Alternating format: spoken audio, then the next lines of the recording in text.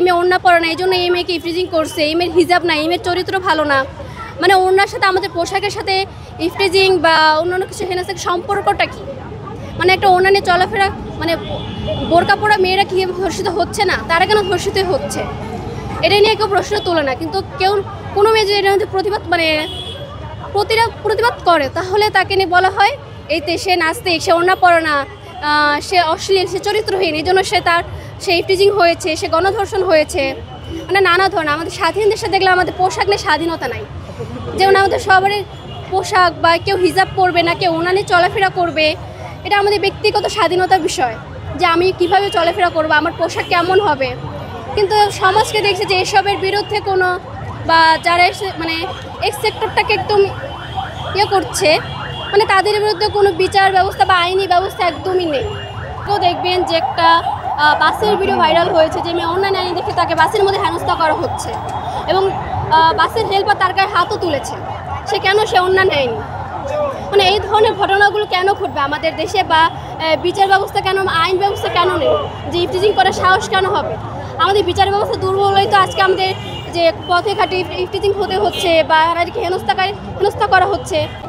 যে নারীরা প্রতিবাদ করছে, যে নারীরা ন্যায়ের পক্ষে কথা বলছে, যে নারীরা স্বাধীনতার কথা বলছে, সেই নারীদের আপনি সাইবার যে জগৎ আপনি ঘুরে দেখবেন, প্রত্যেক নারী কত ধরনের হেনস্থার শিকার হচ্ছে।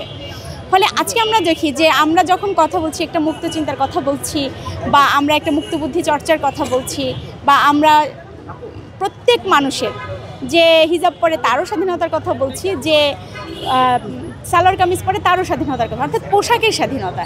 সে কি পরবে, সে কি পরবে না, সেটা একান্ত তার নিজস্ব সিদ্ধান্ত। তাহলে এই সিদ্ধান্তটা আমি আপনাকে চাপিয়ে দিতে পারি না, বা আপনি আমাকে চাপিয়ে দিতে পারেন না।